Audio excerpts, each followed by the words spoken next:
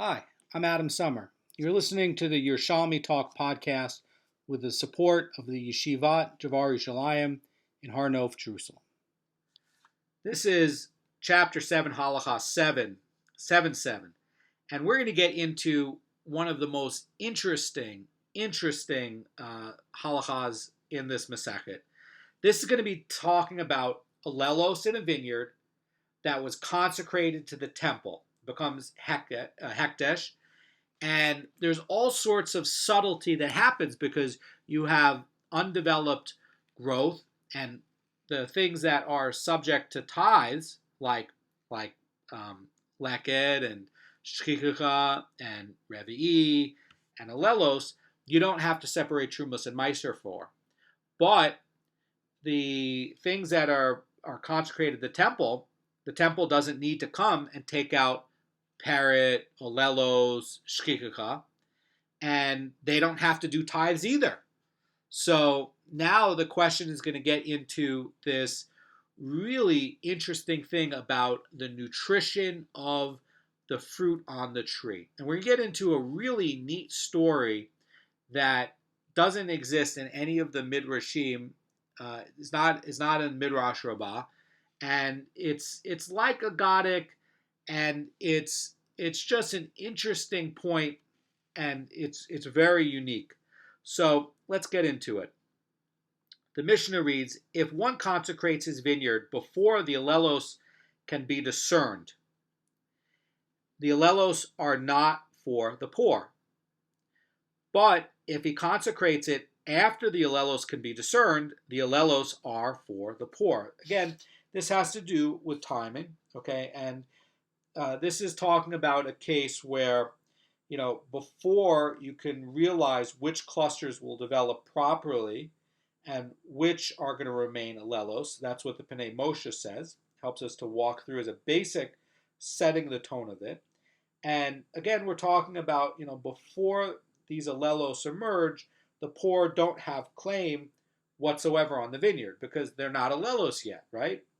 So the Marafulda is going to point out that the entire vineyard, including the recipient of oleilos, is under the owner's full jurisdiction, and he may consecrate them.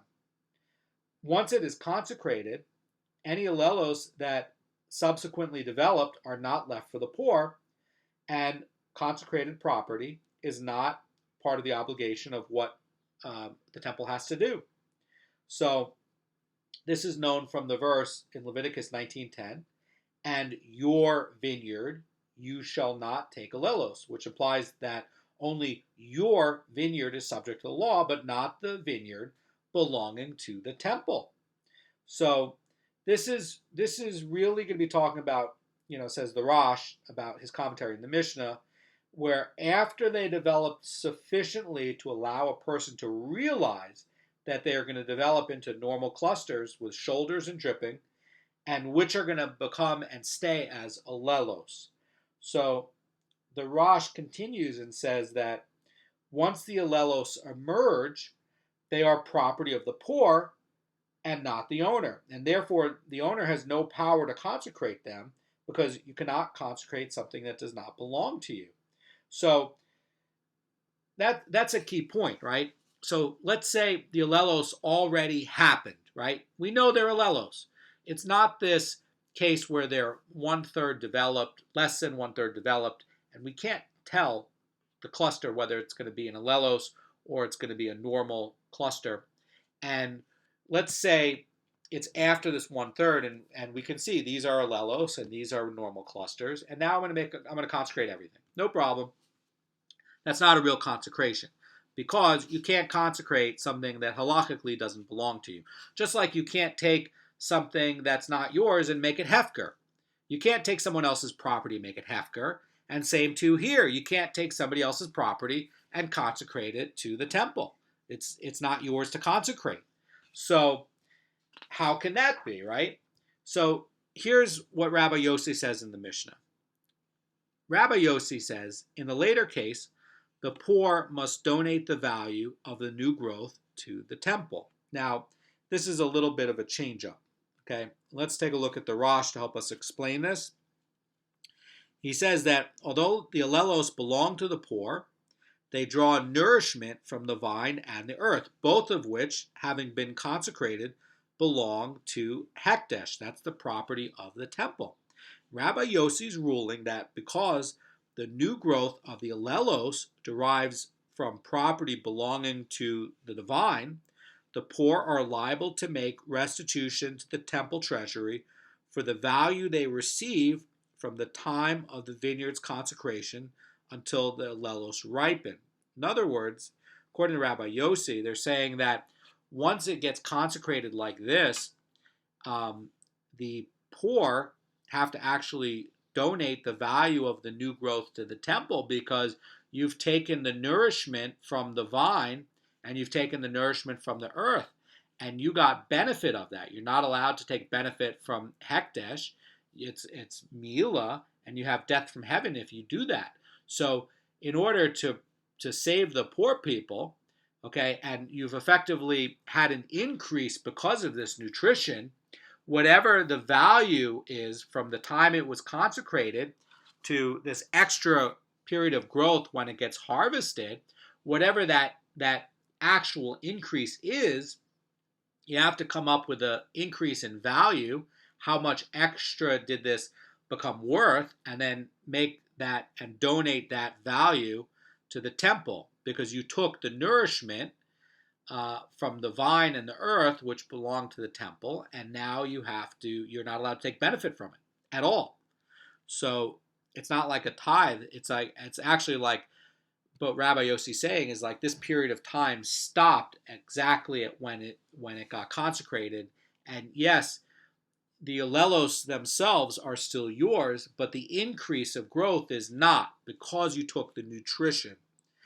I want to point out what the Rosh says here. Okay, Rosh is going to say that the Tanna Kama maintains that the ownership of the oleilos is going to include the rights to whatever nourishment is needed from the land and the vine for the oleilos to grow and ripen. So these rights, says the Rosh, says the Tanna Kama, predate the consecration of the vineyard, and therefore they are retained by the poor even after the vineyard is consecrated. So what Rabbi Yossi says is not going to be halacha l'maisa. It's going to be like the Tanna Kama, and the Tanna Kama are going to say that no, included in that consecration is going to be the nourishment, and so that increase was already included before you consecrated it. So that's a big chiddush. The Mishnah concludes with two rulings pertaining to the shchicha of the vineyard. So far, we've been talking about shchicha of wheat, but we haven't talked about shchicha of vineyards yet. Now we're going to get into shchicha of vineyards, and how is that going to work? So the Mishnah reads, what is required for grapes to become shchicha? That's a very good question. In other words, you have grapevines all around, and what would that be for forgetting it, in the field? What would that look like? What would be the circumstance for that? And the Mishnah is going to come and define it. It's going to say that in the case of trellised vines, any grape which the harvester cannot stretch out his hands and take once he has passed it by is shchicha. But in the case of vines on the ground, it is shchicha from when he passed it by. So those are two circumstances, okay? So if you have grapevines growing on a high wooden frame, which is a trellis or some sort of high area that the grapes, climb all the way up a wall or something like that, they're very hard to get to. So, the harvester just can't reach out his hand to take it anymore. In other words, he's been harvesting the low ones, but the other ones are too high. He can't climb up and get it. They're too high, and he passed on it. And that point of passing, either by forgetting or actually turning your back on it and going on to the next one because you've decided not to go collect it, those are going to be halachic shchicha. Now, I want to point out something by the Pnei Moshe. Pnei Moshe says that the Torah commands regarding shchicha that once a harvester passes by the crop without gathering it, where it says in the Torah, in Devarim, it says, you shall not return to take it. So the Mishnah is ruling that in the case of a trellised vine, as long as the person is within the arm's reach, he is considered to be still attending to the vine, so he may return without violating the prohibition. But the fruit of the vine does not become shchicha until he moves beyond the arm's reach, and basically he's giving up to go collect it because he's moved on to the next one. Okay, that act of turning your back on it and moving on to the next one, and leaving that produce there that now is like out of arm's reach, that's what's going to trigger it. Okay, that's how the Padesh Moshe understands it. And then you have the next part. What about when you have vines on the ground? In other words, you have vines in a vineyard that's maybe the vines are only 3, 4, 5 feet high, and how is that going to be working? And that's going to be shkika from the time it passes by. So if you have basically vines growing close to the ground, the person is going to be considered to have overlooked the vine as soon as he passes it, and from that moment, that fruit is shkika, even if it's arm's reach. He's not allowed to come back and take it. So the Gemara is gonna get into a great story that is so interesting and it has so much subtlety, and it's just, you read the story and it's very cute. The Gemara talks about a story where you have new growth from a consecrated tree, and part of the tree is going to be consecrated and part of the tree is not. And the Gemara is going to use this story to try to come up with what is the Mishnah dealing with. Okay, now the first part of the Mishnah is dealing with when you consecrate a vineyard before the oleilos can be discerned. What happens if it's after, and then there's an increase in growth based upon nutrition? Who's going to own that? So we learned in a brisa there that, by the way, you can find this Tosefta in Pesachim, chapter 4, 15. So it says in this brisa, it says, the residents of Jericho would permit for personal benefit branches of consecrated trees. So that sounds very surprising. Normally, if you have a consecrated tree, the entire tree and all the fruit on it is belonging to the temple. You're not allowed to take fruit from a consecrated tree because the fruit coming from the branches are temple property. You can't come and take it. So what's going on with the residents of Jericho? The Brisa here, says the Marafulda, is that it's going to discuss 6 practices followed by the Jews of Jericho. Of the 6, 3 are opposed to the sages. One of them is being used. One of these, by the way, is going to be the use of branches for personal benefit. The sages oppose that. And the trees in question were actually going to be carob trees.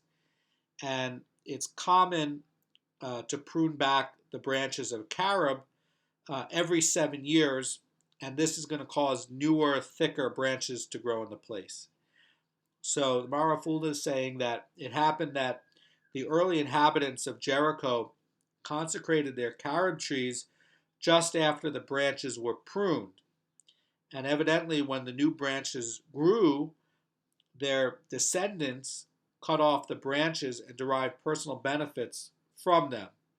So yes, you have a general prohibition against deriving personal benefit from consecrated property. So one of the things to keep in mind is that the carob trees grow very slowly, and they don't produce fruit for a very long time. I've seen some cases in the Gemara where it takes up to 80 years for a carob tree to start producing fruit. That might not be the norm, but it just shows that it's a very slow developing tree and very slow to become fruitful and to have value. So this could be read as a case where they came every 7 years to prune the trees to get more branches. They pruned the branches, and from the nubs, they consecrated the trunk, but not where the branches would be. And then eventually the branches came and developed out, and fruit developed on it.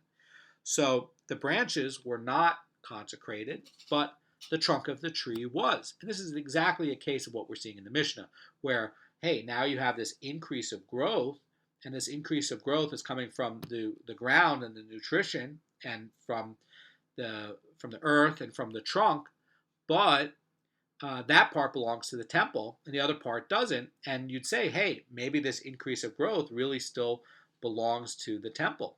The one part belongs to you, but since you're drawing nourishment out, maybe this is going to really belong to the temple as well, and you're not allowed to own any of it. You have to go and consecrate the value. You have to give the value over to the temple.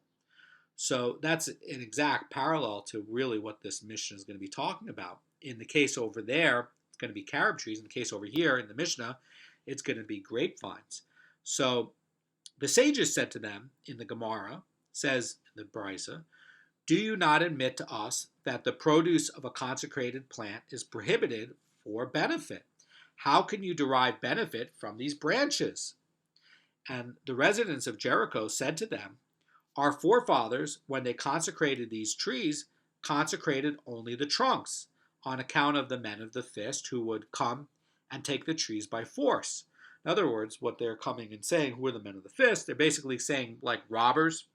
And they're saying to protect the trees, they would consecrate the trunks, but they did not want to or intend to consecrate the branches. And therefore, the branches are not consecrated, the fruits are not consecrated, and those remain for benefit. So these men of the fist are religious enough, they're Jews, they're religious enough that they're not going to take temple property because they're afraid of death from heaven, but they're not religious enough where they're going to come and steal from you.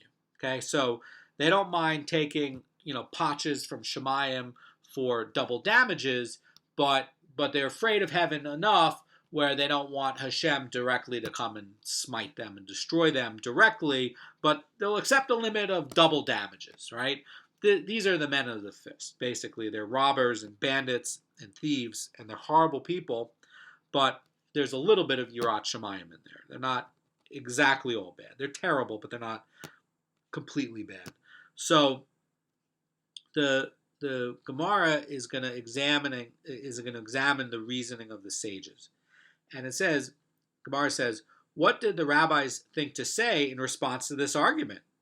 Because that, by the way, seems to be a good argument. In other words, sages come along and they look at this and they say, well, you can't take fruit from a consecrated tree. What are you doing?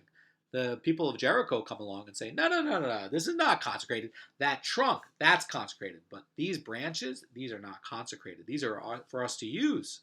So how are the sages going to respond to this, right? Maybe they hold that, although, the people in Jericho didn't specify, the branches, maybe that is going to be okay, right? But, so here's what the Gemara says. They are nonetheless considered to have consecrated both the trunks and the produce, the branches. In other words, are they going to be saying that, even though, it's really still like you consecrated both the trunk and the produce. But that's not really going to be their reasoning.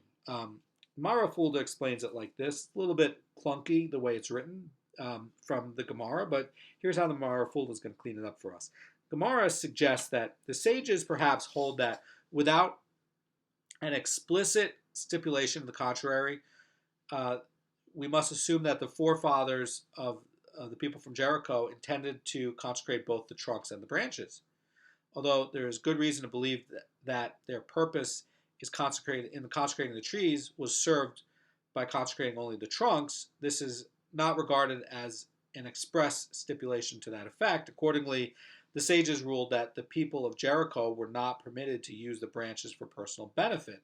So one way to read that is they could say that, no, how do you know that they really made that designation like that, where the branches are used for personal benefit and the trunk is not. So that's so that could be one way to say it. So here's what the Gemara says. It says, rather, you may even say that with regard to trunks and produce, the sages hold that the trunks they did consecrate, but the produce and the branches they did not consecrate. Nevertheless, the rabbis, the sages, felt that they must prohibit the branches of the trees not because they are consecrated, but because of rabbinic decree. In other words, they said, like, hey, let's say your tradition over here in Jericho is that you really just consecrated the trunks and not the branches and the fruit. And okay, let's say that's a valid consecration. Fine.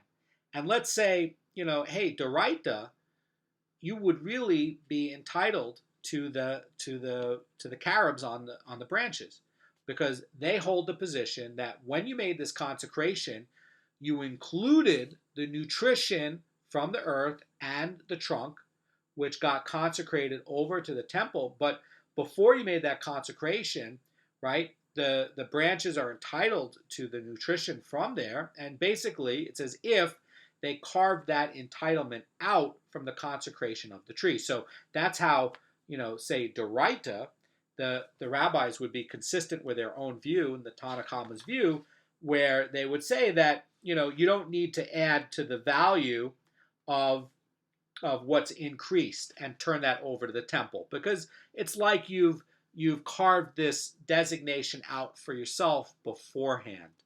So that's consistent with the sages, but they didn't ban it for that. They did it for a rabbinic reason. And the rabbinic reason is not going to be like what you think.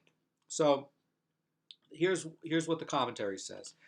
The Gemara concludes that, in fact, the sages also agree that, if the people from Jericho had consecrated only the tree trunks, it is, tantamount to an explicit stipulation that, included in there would be the nourishment from the trunk and the earth.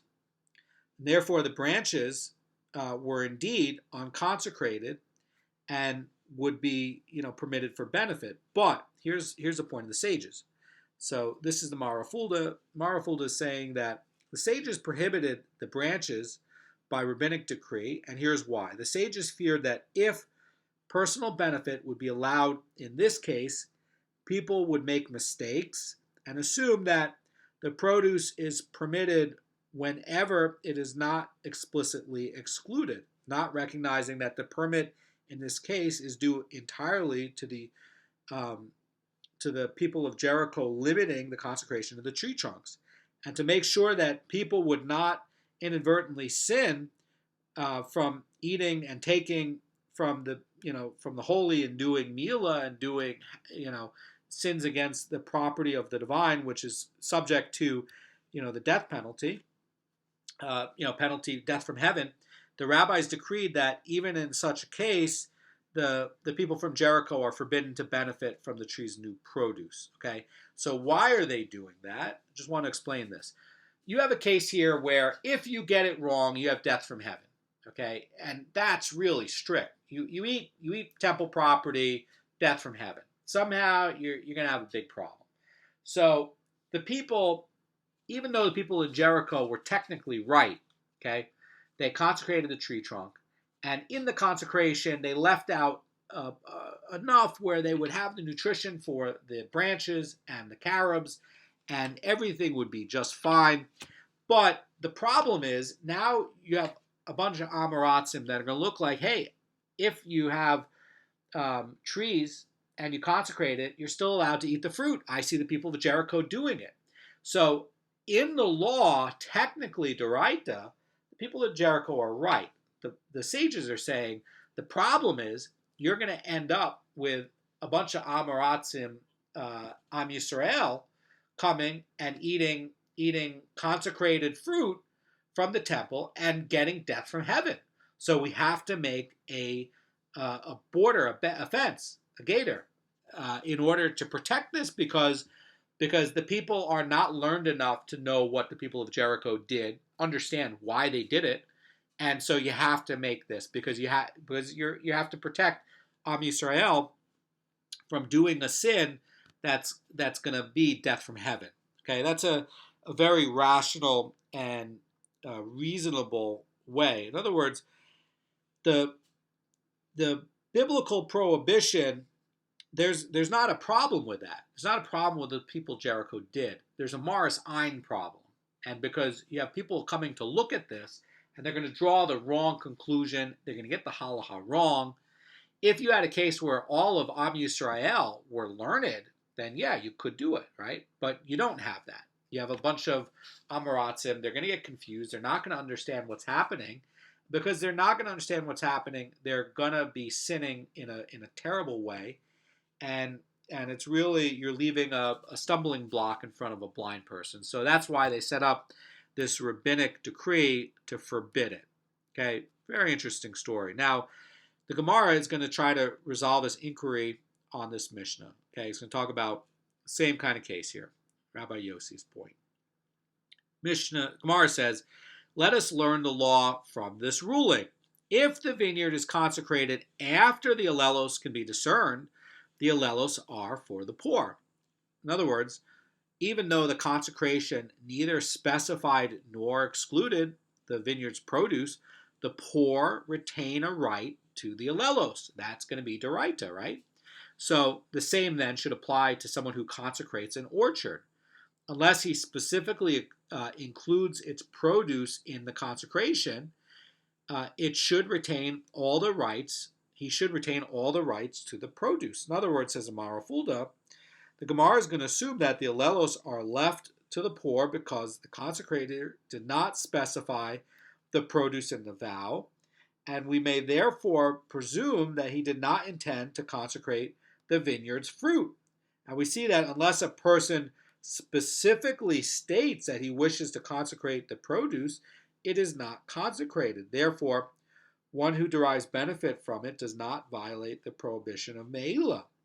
So, the Mara Fulda points out another question. He says, one might ask, if the point of the Mishnah's ruling is that we may assume that a consecrator intends to withhold the produce, then the full-fledged clusters should not be consecrated. Yet, the Mishnah states its ruling only with regards to oleilos.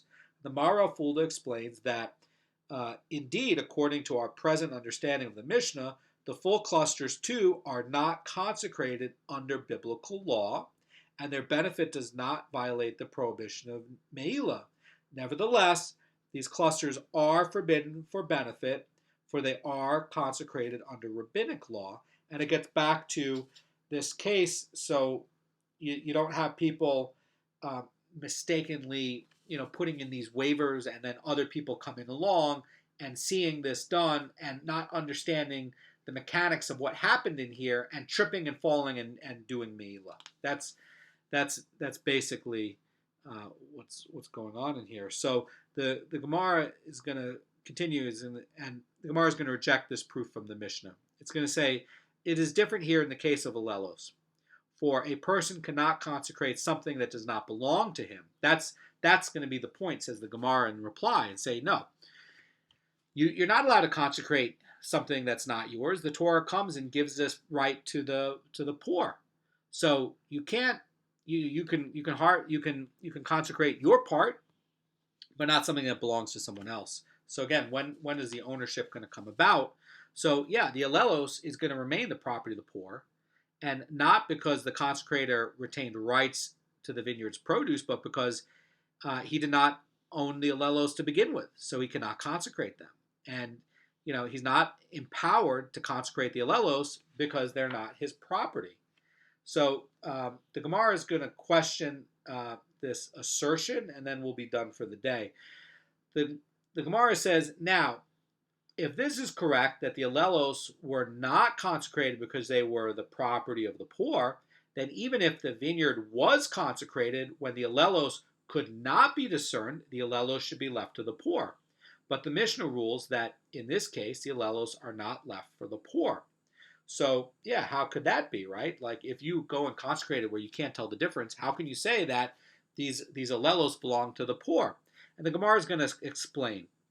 The Gemara is going to say, The case of oleilos that emerge after the consecration is different, because at that point the vineyard is the vineyard of a temple, and the treasury has no law of oleilos. They don't have to leave oleilos because guess what? They don't have to leave tithes. They don't have to, right? It's not they're not required to. Only people from your vineyard. Your vineyard. That's a person. That's not the temple's vineyard. That's your vineyard. You have to leave tithes, not the temple.